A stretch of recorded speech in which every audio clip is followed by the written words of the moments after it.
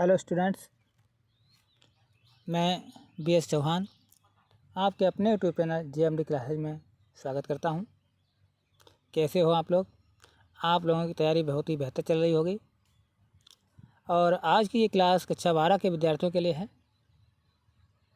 कक्षा 12 के अंतर्गत सामान्य और साहित्यिक हिंदी जो हिंदी दी गई है, उसमें जो गद्य खंड है उसका पहला चैप्टर का अध्ययन कर रहे हैं हम। इसके 2 वीडियो आप पढ़ चुके हैं, 2 पार्ट पढ़ चुके हैं। आज ये इसका तीसरा भाग है। आज इस हम पाठ में जो राष्ट्र के स्वरूप का जो तीसरा तत्व है उसके बारे में अध्ययन करेंगे। और जो बच्चे जुड़े हुए हैं सेशन को शेयर कर दें और बिना समय गवाए आइए चलते हैं अपने आज के टॉपिक पर।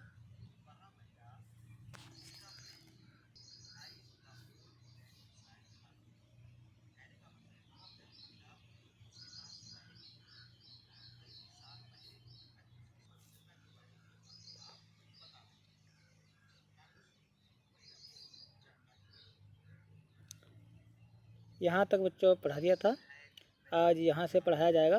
जिन बच्चों ने पिछला वीडियो नहीं देखा है वो पिछला वीडियो वॉच कर सकते हैं और अपनी तैयारी को बेहतर कर सकते हैं। आइए स्टार्ट करते हैं। जन का प्रवाह अनंत होता है। सहस्रों वर्षों से भूमि के साथ राष्ट्रीय जन ने तादाम्य प्राप्त किया है। जब तक सूर्य की रश्मियाँ नित्य प्रातःकाल भुवन को अमृत से भर देती हैं, तब तक राष्ट्रीय जन का जीवन भी अमर है। इतिहास के अनेक उतार चढ़ाव पार करने के बाद भी राष्ट्र निवासी जन नई उठती लहरों से आगे बढ़ने के लिए अजर अमर हैं। जन का संततवाही जीवन नदी के प्रवाह की तरह है, जिसमें कर्म और श्रम के द्वारा उत्थान के अनेक घाटों का निर्माण करना होता है। आइए अब इसके अर्थ को जानें।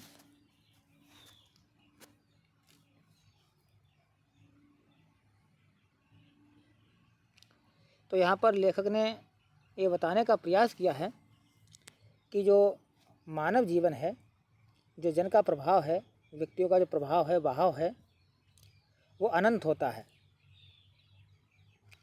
और किस प्रकार से अनंत होता है इसका जिक्र करते हुए लेखक कहता है कि जन का जो प्रभाव है, जन का प्रभाव अनंत होता है, असीमित होता है, लिमिटलेस होता है। क्योंकि जो राष्ट्र के निवासी हैं उनकी जो जीवन श्रृंखला है वो निरंतर चलती रहती है, कभी भी समाप्त नहीं होती है। सहस्रों वर्षों से भूमि के साथ राष्ट्रीय जन ने तादाम्य प्राप्त किया है। सहस्रों मतलब हजारों वर्षों से जो राष्ट्र हजारों वर्षों से राष्ट्र के जो निवासी हैं, जो जन हैं, उन्होंने अपनी भूमि के साथ, अपनी मातृभूमि के साथ जो तादाम्य मतलब तालमेल प्राप्त किया है, तालमेल स्थापित किया है, यह पीढ़ी दर पीढ़ी निरंतर आगे बढ़ता रहता है। और जब तक सूर्य की रश्मियाँ नित्य प्रातःकाल भुवन को अमृत से भर देती हैं, तब तक राष्ट्रीय जन का जीवन भी अमर है। तो आगे लेखक कहता है कि सूर्य की रश्मियों से, जब तक सूर्य की रश्मियाँ मतलब सूर्य की जो किरणें हैं, सूर्य की रश्मियों से पृथ्वी अमृत यानी प्रातःकाल की सूर्य की रश्मियाँ जो पृथ्वी पर आती हैं, पड़ती हैं, तो पृथ्वी को जो है अमृत से परिपूर्ण कर देती हैं। और कहने का तात्पर्य इसमें लेखक ये बताना चाहता है कि जब तक पृथ्वी में सूर्य की किरणें विद्यमान रहेंगी, ठीक है, तब तक राष्ट्र के निवासियों का जीवन भी क्या रहेगा? अमर रहेगा। जन का जीवन भी, राष्ट्रीय जन का जीवन भी जो है अमर रहेगा। मानव की पीढ़ियों से जो है अपने राष्ट्र से जुड़ी हुई हैं। जो भी मानव की पीढ़ियां हैं तो वो क्या है? अपने देश से, अपने राष्ट्र से उनका बहुत ही जुड़ाव है, लगाव है। इसी कारण से जो है शताब्दियों पहले, हजारों शताब्दियों पहले उसका जो तालमेल स्थापित था अपनी भूमि के साथ, वह आज भी बना होना चाहिए। इतिहास के अनेक उतार चढ़ाव पार करने के बाद भी राष्ट्र निवासी जन नई उठती लहरों से आगे बढ़ने के लिए अजर अमर हैं। आगे लेखक कहता है कि इतिहास, अगर हम इतिहास को उठाकर देखें, ठीक है, ऐतिहासिक घटनाओं को देखें, तो उस इतिहास के अनुसार क्या है, अनेक उन्नति और अवनति के बाद, यानी उत्थान और पतन के बाद, ठीक है, उत्थान, उतार चढ़ाव का मतलब है उत्थान और पतन के बाद भी जो है मनुष्य का जीवन गतिमान है, चलायमान है। राष्ट्र के लोगों ने जो नवीन शक्ति का निर्माण करते हुए हर प्रकार के उतार चढ़ावों को सहन किया है, ठीक है। जितने राष्ट्र के जो निवासी है, जन नई उठती लहरों से आगे बढ़ने के लिए अजर अमर हैं। वो जो उतार चढ़ाव हैं उनको सहन करते हुए वर्तमान में भी वे हर प्रकार की परिस्थितियों का सामना करने के लिए तैयार हैं, और इसीलिए वह सदैव जो है आगे बढ़ते रहते हैं, क्योंकि वे अजर अमर हैं। जन का सततवाही जीवन नदी के प्रभाव की तरह है। तो आगे लेखक ने जो मानव जीवन है इसकी तुलना जो है नदी के प्रवाह से की है। जो जन का प्रवाह है उसकी तुलना जो है नदी के प्रवाह से की है, और बताया है कि जिस प्रकार से जो नदी का प्रवाह है, राष्ट्र के जो नागरिक हैं, जो जन हैं, जो मनुष्य हैं, जो लोग हैं, उनका जीवन नदी की तरह सदैव गतिमान रहता है। जिस प्रकार से नदी सदैव गतिमान रहती है, रुकती नहीं है, निरंतर चलती रहती है, ठीक उसी प्रकार से जो जन हैं उनका भी जीवन निरंतर गतिमान रहता है। जिस प्रकार नदी का प्रवाह जहाँ भी जाता है वहाँ विकास ही होता है, जहाँ भी जाता है वहाँ विकास ही होता है, ठीक उसी प्रकार से मानव जीवन या मानव को भी अपने कर्म और श्रम मतलब परिश्रम या श्रम के द्वारा विकास के चिन्हों को, ये उत्थान लिखा है, श्रम के द्वारा उत्थान में उन्नति की ओर या विकास की ओर बढ़ते रहना है, और अपने पद चिन्हों को छोड़ते हुए निरंतर आगे बढ़ते जाना है, जिससे नए नए घाटों का, नए नए स्थानों का, नई नई चीज़ों का निर्माण होगा। तो यहाँ पर ये लेखक ने बताने का प्रयास किया है कि जो जन का प्रवाह होता है वो अनंत होता है, क्योंकि उनका जीवन नदी के प्रभाव की तरह सदैव गतिशील रहता है। साथ ही साथ वे अपने कार्य और श्रम के माध्यम से या श्रम के द्वारा, ठीक है, प्रगति व उन्नति के अनेक पड़ावों का निर्माण करते हैं और आगे बढ़ते रहते हैं। अब जो राष्ट्र के स्वरूप का जो तीसरा तत्व है उसके संबंध में लेखक ने बताया है। क्या बताया है, आइए इसको पढ़ें और समझें।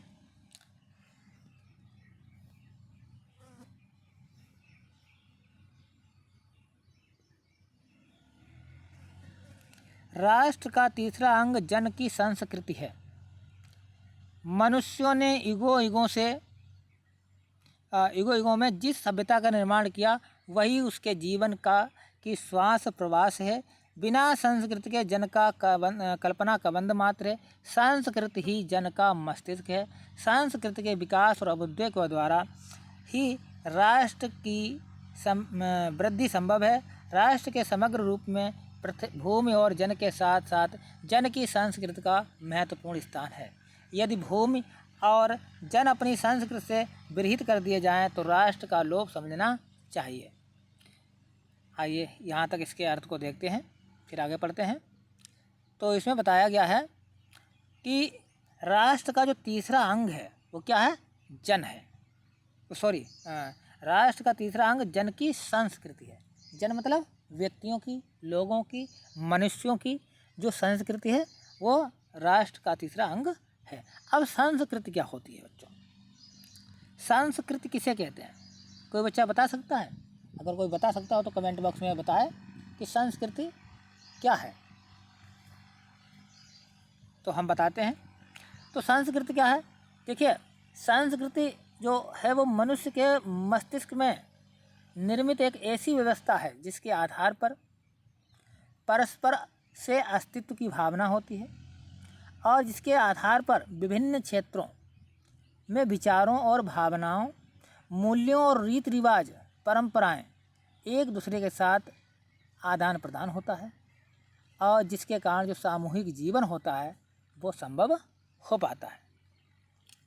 तो वही बात यहाँ बताई है, जब तक हम संस्कृति का आदान प्रदान नहीं करेंगे, अपने विचारों का आदान प्रदान नहीं करेंगे, तब तक जो है राष्ट्र का स्वरूप बनना संभव नहीं है। मनुष्यों ने युगों में जिस सभ्यता का निर्माण किया है, आगे लेखक कहता है कि जो मनुष्य हैं उन मनुष्यों ने जिस प्रकार से युगों युगों से जिस सभ्यता का निर्माण किया है वह राष्ट्र के निवासियों के लिए जीवन की श्वास की तरह है। जीवन की श्वास प्रवास है, यानी श्वास की तरह है। कहने का तात्पर्य है कि जिस प्रकार कोई भी जीव हो, ठीक है, कोई भी जीव हो, छोटा से लेकर और बड़ा से लेकर विशाल का जीव हो, के लिए श्वास महत्वपूर्ण है। यानी सांस लेना सबसे महत्वपूर्ण है, क्योंकि सांस के द्वारा ही हम जीवित रहते हैं। उसी प्रकार से क्या है, उसी प्रकार से किसी भी राष्ट्र, ठीक है, जिस प्रकार से मनुष्य के लिए श्वास लेना महत्वपूर्ण है, उसी प्रकार से किसी भी राष्ट्र के लिए संस्कृति और सभ्यता का महत्वपूर्ण स्थान होता है। बिना इसके उसका कोई अस्तित्व नहीं है, उस राष्ट्र का कोई अस्तित्व नहीं है। इसके अभाव में, यानी बिना संस्कृति के, बिना सभ्यता के राष्ट्र के अस्तित्व पर प्रश्न चिन्ह लग जाता है। तो यहाँ पर बताया गया कि बिना संस्कृति के जन की कल्पना कबंध मात्र है, निर्मूल है। संस्कृति ही जन का मस्तिष्क है। जो संस्कृति है वो क्या है, वास्तव में मनुष्य के मस्तिष्क से निर्मित वह व्यवस्था है जिसके आधार पर वे आपस में से अस्तित्व की भावना रखते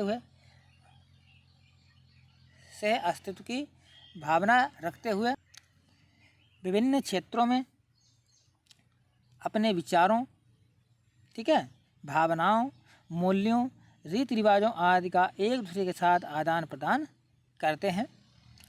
और संस्कृति के विकास और अभ्युदय के द्वारा ही राष्ट्र की वृद्धि संभव है। और संस्कृति का विकास होगा, उन्नति होगी, इसी के द्वारा हम राष्ट्र का विकास कर सकते हैं। इसीलिए राष्ट्र के समग्र रूप में भूमि और जन के साथ साथ जन की संस्कृति का भी महत्वपूर्ण स्थान है। तो यहाँ पर इस लेखक ने बताने का प्रयास किया है कि सभी जो है राष्ट्र के समग्र, यानी राष्ट्र के संपूर्ण विकास के लिए भूमि और जन के साथ साथ जन की संस्कृति है उसका एक महत्वपूर्ण ही स्थान है। यदि भूमि और जन अपनी संस्कृति से विरहित कर दिए जाएं तो राष्ट्र का लोप समझना चाहिए। यदि भूमि और जन अपनी संस्कृति से अलग हो जाएं तो क्या होगा, राष्ट्र जो है समाप्त हो जाएगा, राष्ट्र नष्ट हो जाएगा, राष्ट्र का अस्तित्व समाप्त हो जाएगा। जो संस्कृति है बच्चों, संस्कृति हमें व्यवहार व आचरण करने का मार्ग बताती है। हम किस प्रकार से एक दूसरे से व्यवहार करें, कैसा आचरण करें, इसका ज्ञान हमें संस्कृति के द्वारा ही होता है। और जिससे हम एक दूसरे के साथ, समाज के सदस्यों के साथ कुशलतापूर्वक रह सकते हैं। संस्कृति का विकास और अभ्युदय का अर्थ है कि राष्ट्र के जो लोग हैं उनके मस्तिष्क का विकास हो, और जब उनके मस्तिष्क का विकास होगा तभी राष्ट्र की जो वृद्धि है, उन्नति है, समृद्धि है, वो संभव हो पाती है। तो यहाँ पर और लेखक ने स्पष्ट करने का प्रयास किया है कि राष्ट्र के निर्माण में भूमि और जन के साथ साथ जन की संस्कृति को इतना महत्वपूर्ण स्थान है कि यदि भूमि और जन को संस्कृति से अलग कर दिया जाए तो राष्ट्र का अस्तित्व जो है वो खतरे में पड़ जाता है। राष्ट्र का लोप हो जाता है। यदि राष्ट्र खतरे में पड़ जाता है, संकट में पड़ जाता है, तो संस्कृति, तो आगे लेखक कहता है जीवन के बिटप का पुष्प संस्कृति है। लेखक क्या कहता है यहाँ पर कि जो जीवन का बिटप है, जीवन का जो वृक्ष है, जो वृक्ष का जो पुष्प है वो क्या है, संस्कृति है। कितने ही अच्छे उदाहरण के माध्यम से यहाँ पर लेखक ने समझाने का प्रयास किया है। क्या कहा है कि संस्कृति वास्तव में या जो है जीवन रूपी वृक्ष का पुष्प है। जीवन रूपी जो वृक्ष है उसका पुष्प है। संस्कृति के सौंदर्य और सौरभ में ही राष्ट्रीय जन के जीवन का सौंदर्य और यश अंतर्निहित है। आगे लेखक कहता है कि जो संस्कृति का सौंदर्य है, संस्कृति की जो सुंदरता है और सौरभ है, उससे ही राष्ट्र की सुंदरता और उसके सौरभ में वृद्धि होती है। यानी संस्कृति की सुंदरता और सौरभ से ही किसी भी राष्ट्र की सुंदरता और उसके सौरभ में वृद्धि होती है। और ये दोनों एक दूसरे पर अंतर्निहित, एक दूसरे पर आश्रित हैं। संस्कृति के सौंदर्य और सौरभ में ही राष्ट्र के जन जो लोग होते हैं, जन जीवन होता है, उन लोगों का जो जीवन होता है वो सौंदर्य और यश उसमें निहित होता है। सौंदर्य और यश निहित होता है, सौंदर्य भी निहित होता है और यश भी, यानी यशगान होता है। वास्तव में ज्ञान और कर्म दोनों के पारस्परिक प्रकाश की संज्ञा संस्कृति है। आगे लेखक कहता है कि अगर हम वास्तव में देखें, यथार्थ रूप में देखें, तो ज्ञान और कार्य जो है, ज्ञान और कर्म मतलब कार्य या कर्तव्य, ठीक है बच्चों, के पारस्परिक सम्मिलन से, पारस्परिक मेल से, ठीक है, इन दोनों के मिलन से क्या होता है, प्रकाश की संज्ञा। प्रकाश की संज्ञा का मतलब इन दोनों के मिलन से उत्पन्न जो प्रकाश उत्पन्न होता है, उस प्रकाश का नाम ही क्या है, संस्कृति है। उस प्रकाश का नाम ही क्या है, संस्कृति है। कहने का तात्पर्य ज्ञान और कर्तव्य, ज्ञान और कर्म के द्वारा, ज्ञान और कर्म के पारस्परिक मिलन के द्वारा जो उत्पन्न प्रकाश होता है, उस उत्पन्न प्रकाश का नाम संज्ञा। ठीक है बच्चों, यहाँ पर क्या लिखा है, यहाँ पर लिखा है, यहाँ पर लिखा संज्ञा। संज्ञा का मतलब होता है नाम। संज्ञा को क्या कहते हैं, नाम। ये तो आपको भली बात जानते होंगे। तो संज्ञा प्रकाश का नाम ही क्या है, संस्कृति है।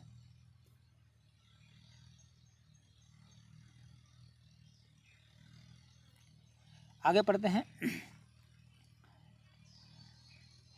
भूमि पर बसने वाले जन ने ज्ञान के क्षेत्र में जो सोचा और कर्म के क्षेत्र में जो रचा है, दोनों के रूप में हमें राष्ट्रीय संस्कृति के दर्शन मिलते हैं।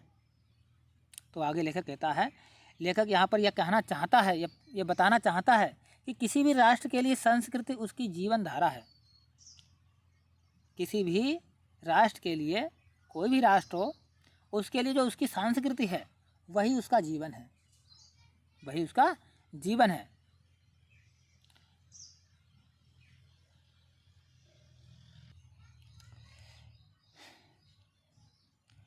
भूमि पर बसने वाले जन ने ज्ञान के क्षेत्र में जो सोचा है और कर्म के क्षेत्र में जो रचा है, जो कार्य किया है, उन दोनों के रूप में हमें राष्ट्रीय संस्कृति के दर्शन होते हैं। जीवन के विकास की युक्ति ही संस्कृति के रूप में प्रकट होती है। आगे लेखक ने बताया कि जीवन का जो विकास है, उसकी जो चाबी है वो क्या है, संस्कृति है। यानी संस्कृति के विकास से राष्ट्र की विकास होता है, राष्ट्र का विकास होने से राष्ट्र की उन्नति होती है और जन मानव का भी विकास होता है। प्रत्येक जाति अपनी अपनी विशेषताओं के साथ इस युक्ति को निश्चित करती है। प्रत्येक जाति, किसी भी जाति के लोग हों, किसी भी धर्म के हों, वो अपनी अपनी विशेषताओं के साथ साथ, अपनी अपनी अलग पहचान होने के साथ साथ क्या करते हैं, साथ साथ इस युक्ति, यानी कौन सी युक्ति, संस्कृति की युक्ति को निश्चित करती हैं, उससे प्रेरित संस्कृति का विकास करती हैं और अपनी संस्कृति का विकास करती हैं। इस दृष्टि से प्रत्येक जन को अपनी अपनी भावना के अनुसार पृथक पृथक संस्कृतियाँ राष्ट्र में विकसित होती हैं।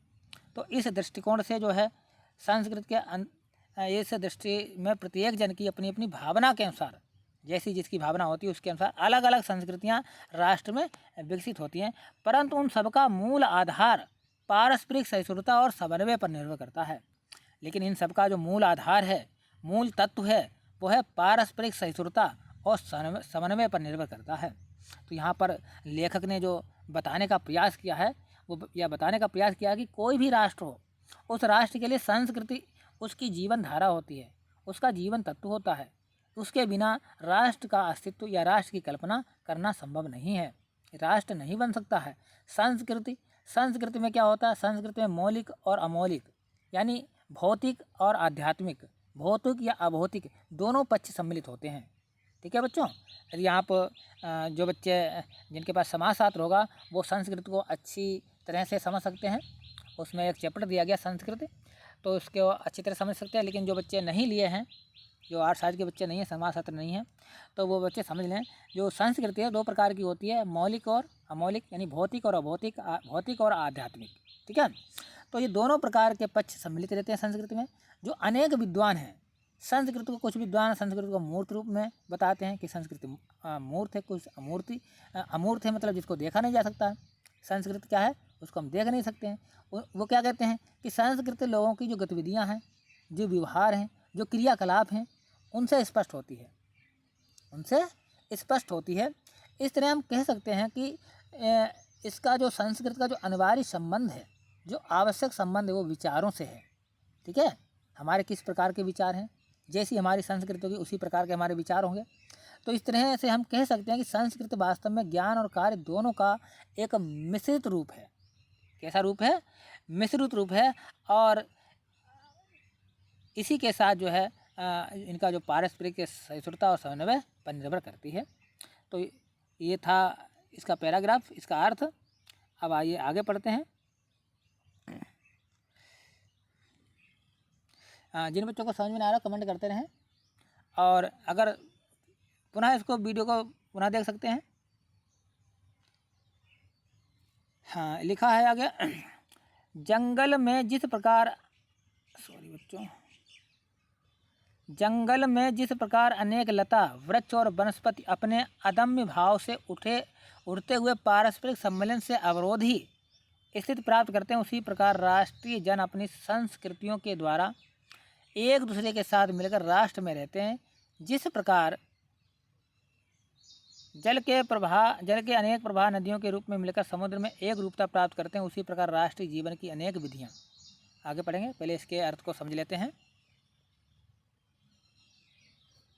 कि जंगल में जिस प्रकार अनेक लता, लेखक क्या कहता है इस गद्यांश में या इस अवतरण में, जो है लेखक जो कहना चाहता है, जो हमें बताना चाहता है, वो कह रहा है कि किसी भी राष्ट्र, कोई भी राष्ट्र हो, उसका जो सुखी जीवन होता है उसका आधार पारस्परिक सहिष्णुता और एकता की भावना होती है। जब तक पारस्परिक सहिष्णुता और समन्वय की भावना नहीं होगी तब तक कोई भी राष्ट्र सुखी और समृद्ध उन्नति नहीं कर सकता है। तो यहाँ पर विभिन्न उदाहरणों के माध्यम से लेखक ने इस बात को स्पष्ट करने का प्रयास किया है कि बताया कि यदि हम जंगल की स्थिति को देखें, जंगल में जिस प्रकार अनेक लताएं, यदि हम जंगल को भली भांति देखें, ठीक है, जंगल का अवलोकन करें, ठीक है, तो हम क्या देखेंगे कि वहाँ पर अनेक लताएं, ठीक है, अनेक लताएं, वृक्ष मतलब पेड़ पौधे और वनस्पति सभी परस्पर मेल अपने अदम्य भाव से उठते हुए पारस्परिक सम्मेलन से अवरोधी स्थिति को प्राप्त करते हैं। सभी जो हैं मिले हुए हैं, मेल जोल हैं, एकता की भावना से रहते हैं, ठीक है, और अवरोधी यानी कोई विरोध नहीं है, एक दूसरे में कोई विरोध नहीं है, सहिष्णुता और समन्वय की भावना से सभी पेड़ पौधे वनस्पतियाँ और लताएँ रहते हैं। ठीक वे एक दूसरे के विरोधी भी नहीं हैं, वे एक दूसरे के विरोधी होने के स्थान पर क्या करते हैं, एक दूसरे के सहायक बनते हैं, एक दूसरे को सहयोग करते हैं। उसी प्रकार से, ठीक है बच्चों, उसी प्रकार से राष्ट्रीय जन अपनी संस्कृतियों के द्वारा एक दूसरे के साथ मिलकर राष्ट्र में रहते हैं। जिस प्रकार से जंगल के विभिन्न लताएं, वृक्ष, पेड़ पौधे, वनस्पतियाँ एक दूसरे के साथ बिना विरोध के एक दूसरे का सहयोग करते हुए रहते हैं, ठीक उसी प्रकार से जो राष्ट्र के निवासी हैं, प्रत्येक देश के निवासी हैं, वो देश में अलग अलग संस्कृतियाँ होती हैं, अलग अलग धर्म के, अलग अलग जातियों के लोग रहते हैं, उनकी अनेक प्रकार की संस्कृतियाँ होती है, लेकिन जो राष्ट्रीय जन है, जो राष्ट्र के लोग हैं, वो एक साथ मिलकर रहते होंगे। आपने देखा होगा, भारत देश के बारे में देखा होगा, विभिन्न धर्मों के लोग रहते हैं, विभिन्न विचारों के लोग रहते हैं, विभिन्न संस्कृतियों के लोग रहते हैं, लेकिन वे सब मिलकर रहते हैं, एकता के सूत्र में बंधकर रहते हैं। यदि किसी भी राष्ट्र की जो अनेक संस्कृतियां होती हैं वो जंगल जैसी अवरोधी स्थिति में रहें, तो वह राष्ट्र सभी जन के लिए, सभी लोगों के लिए खुशहाल यानी प्रसन्नता लाएगा, सभी सुखी रहेंगे। और आगे लेखक कहता है, जिस प्रकार जल के अनेक प्रवाह नदियों के रूप में मिलकर समुद्र में एक रूपता प्राप्त करते हैं। आपने देखा होगा, जिस प्रकार जल के अनेक प्रवाह हैं, जल कई रूपों में प्रवाहित होता है, नदियों के रूप में मिलकर और समुद्र में मिल जाता है, नदियों के रूप में मिलकर, यानी जिस प्रकार से जो नदियां हैं वो अपने अलग अलग अस्तित्व को भुलाकर, जहाँ से उनका उद्गम हुआ है, जहाँ से निकली हैं, जो भी नदी जहाँ से निकली है उसको भुलाकर एक विशाल सागर में यानी समुद्र में मिल जाती हैं और सभी नदियाँ एक रूप हो जाती हैं। सभी नदियाँ मिलकर क्या होती हैं, अपने अस्तित्व को मिटाकर, भुलाकर एक रूप हो जाती हैं सागर में मिलकर। ठीक उसी प्रकार से जो राष्ट्रीय नागरिक हैं, जो देश के नागरिक हैं, ठीक है, उनके लिए यह बहुत ही आवश्यक है कि वह विभिन्न संस्कृतियों के अस्तित्व को बनाए रखें, उसी प्रकार राष्ट्रीय जीवन की अनेक विधियाँ हैं, इसमें राष्ट्रीय संस्कृति में समन्वय प्राप्त करती हैं। यानी हम विभिन्न विधियों के द्वारा, विभिन्न माध्यमों के द्वारा हम जो राष्ट्रीय संस्कृति है उनमें समन्वय स्थापित करते हैं, और यह विभिन्न संस्कृतियों के लिए आवश्यक भी है। समन्वय युक्त जीवन ही राष्ट्र का सुखदायी रूप है। और जो विभिन्न प्रकार की संस्कृतियाँ समन्वय स्थापित करेंगी तो सभी व्यक्ति जो है खुशी रहेंगे, और सभी व्यक्ति जब खुशी रहेंगे, सुखी रहेंगे, तो राष्ट्र भी सुखदायी रहेगा, सुख प्राप्त करेगा।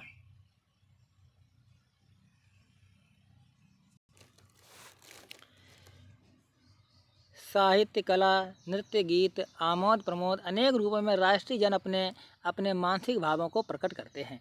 आगे लेखक कहता है कि राष्ट्र में रहने वाले जो विभिन्न प्रकार के विभिन्न जातियों, धर्मों, समुदायों के लोग रहते हैं, उनकी संस्कृतियाँ भिन्न भिन्न होती हैं। इन संस्कृतियों को साहित्य, कला, नृत्य, गीत, आमोद प्रमोद आदि रूपों में देखा जा सकता है। वे अपने अपने मानसिक भावों के रूप में प्रत्येक जो राष्ट्रीय जन है वो प्रकट करते हैं।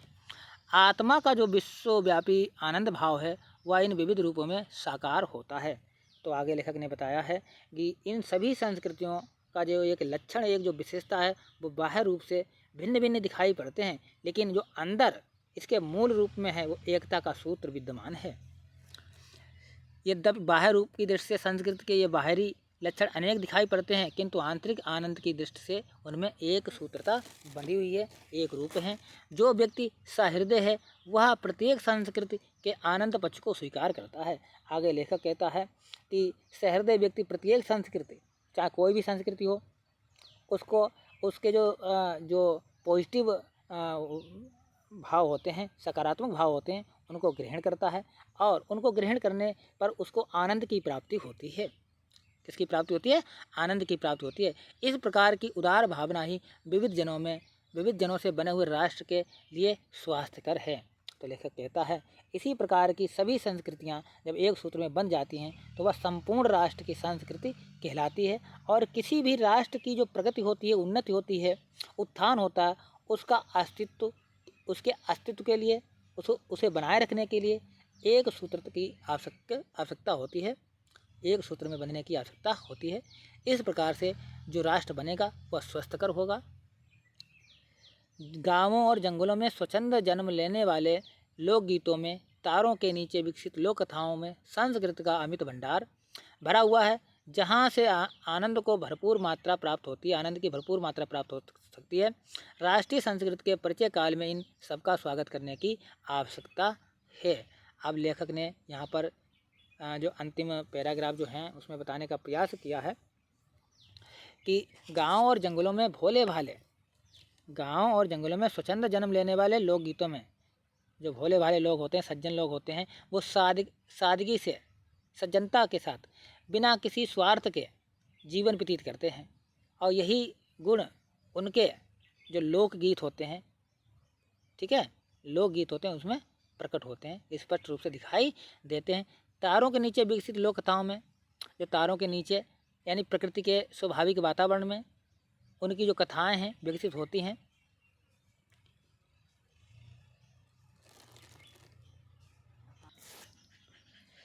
तो जो लोक कथाएं हैं उनकी जो संस्कृत का अमित भंडार भरा हुआ है। कहने का तात्पर्य है कि जो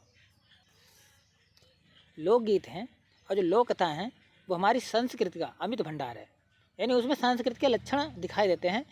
इनके द्वारा जहाँ से आनंद की भरपूर मात्रा प्राप्त हो सकती है, और इनके द्वारा हमें अपनी सभ्यता और संस्कृति का परिचय मिलता है। जब हम लोकगीत और लोक कथा सुनते हैं तो इससे हमें अपनी संस्कृति और जो सभ्यता है उसके दर्शन हमें उसमें होते हैं, और उनका ज्ञान प्राप्त होता है, और हम आनंदित होते हैं, प्रफुल्लित होते हैं, प्रसन्नचित्त होते हैं, हर्षोल्लासित होते हैं। और राष्ट्रीय संस्कृति के परिचय काल में इन सब का स्वागत करने की आवश्यकता है। आगे लेखक कहता है कि यही समय है, ये समय की पुकार है, ये समय ही है कि हमें इनका स्वागत करना चाहिए और इनका संरक्षण करना चाहिए, इनको बचाना चाहिए। आज हम अपनी जो सभ्यता है, संस्कृति से आज दूर होते जा रहे हैं, क्योंकि वर्तमान की स्थिति को प्रकट करते हुए लेखक ने यहाँ पर संपूर्ण देशवासियों को समझाया है, उन्हें बताया है कि आज हमारी जो वर्तमान पीढ़ी है वो सभ्यता और संस्कृति दूर होती चली जाए। आप देख रहे हो अपने आसपास के लोग पाश्चात्य कल्चर को अपना रहे हैं, वेस्टर्न कल्चर को अपना रहे हैं, तो दूर होते चले जा रहे हैं। ऐसे में ये जो हमारे लोकगीत हैं, लोक कथाएँ हैं, यही एकमात्र सहारा हैं, यही एकमात्र सहारा हैं और इन्हीं से जो है हम अपनी संस्कृति का परिचय प्राप्त कर सकते हैं और अपने संस्कृति के बारे में जान सकते हैं। हमारे पूर्वजों ने चरित्र और विज्ञान, धर्म, साहित्य, कला और संस्कृति के क्षेत्र में जो कुछ पराक्रम किया, उस सारे विस्तार को हम गौरव के साथ धारण करते हैं और उससे तेज को अपने भावी जीवन में साक्षात देखना चाहते हैं। देखिए कितनी महत्वपूर्ण बात यहाँ पर जो है लेखक ने बताई है कि हमारे जो पूर्वज हैं, हमारे पूर्वजों ने बीते हुए समय में जो धर्म, विज्ञान, साहित्य, कला और संस्कृति के क्षेत्र में जो कुछ भी पराक्रम किया है, जो कुछ भी उन्नति और कार्य किया है, वह हमारे लिए गौरव का विषय है, वह हमारे लिए गौरव का विषय है, गर्व का विषय है और उसे हम गौरव के साथ धारण करते हैं। उसके तेज को अपने भावी जीवन में साक्षात देखना चाहते हैं। पूर्वजों के द्वारा जो उच्च ज्ञान प्राप्त किया गया, उच्च आदर्श हमको प्राप्त हुए हैं, उस उच्च आदर्श के परम तेज को हम स्वयं साक्षात अनुभव कर सकें तथा भावी पीढ़ी को भी वैसा ही आचरण करने के लिए प्रेरित कर सकें, ऐसा लेखक का मानना है। यही राष्ट्र संवर्धन का स्वाभाविक प्रकार है। राष्ट्र की उन्नति का जो है, राष्ट्र को आगे बढ़ाने का ये स्वाभाविक प्रकार जो है लेखक ने बताया है कि हमारी इच्छा है कि हम अपने पूर्वजों से प्राप्त ज्ञान इस भावना के द्वारा देखें। आगे लेखक कहता है, जहाँ अतीत वर्तमान के लिए भार रूप नहीं है। कहने का मतलब जहाँ हमारा जो अतीत है, जो हमारा बीता हुआ समय है, यानी जो भूतकाल है, वो वर्तमान पर भार स्वरूप नहीं पड़ता है, उसका भार नहीं पड़ता है, यानी उसका कोई प्रभाव वर्तमान पर नहीं पड़ता है। जहाँ भूत वर्तमान को जकड़ नहीं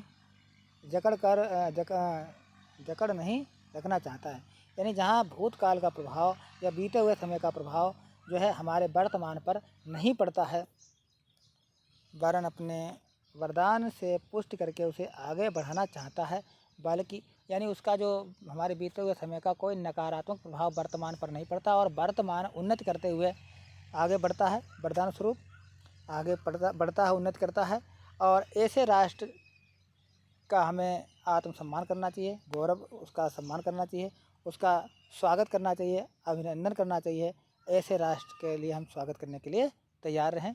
तो ये था राष्ट्र के स्वरूप का पाठ, उसकी मीनिंग, उसका अर्थ, उसके परिभाषा यहाँ पर लेखक ने ही बताने का प्रयास किया है। कोई भी राष्ट्र हो, उसके निर्माण के लिए 3 तत्व आवश्यक हैं, भूमि, जन और संस्कृति। और संस्कृति क्या है? उसकी आत्मा है। संस्कृति जब तक नहीं होगी तब तक राष्ट्र का कोई अस्तित्व ही नहीं रहेगा। तो अब आगे की वीडियो में हम पढ़ेंगे, समझेंगे, इसके बाद अगले पार्ट को स्टार्ट करेंगे और उसके बाद जो है हम इस पार्ट पर आधारित जो महत्वपूर्ण क्वेश्चन आंसर बन सकते हैं, जो महत्वपूर्ण गद्यांश हैं, उनकी चर्चा हम अगले वीडियो में करेंगे। वीडियो कैसा लगा है इसको कमेंट बॉक्स में अवश्य बताएं। अब मिलते हैं नेक्स्ट वीडियो में, तब तक के लिए धन्यवाद।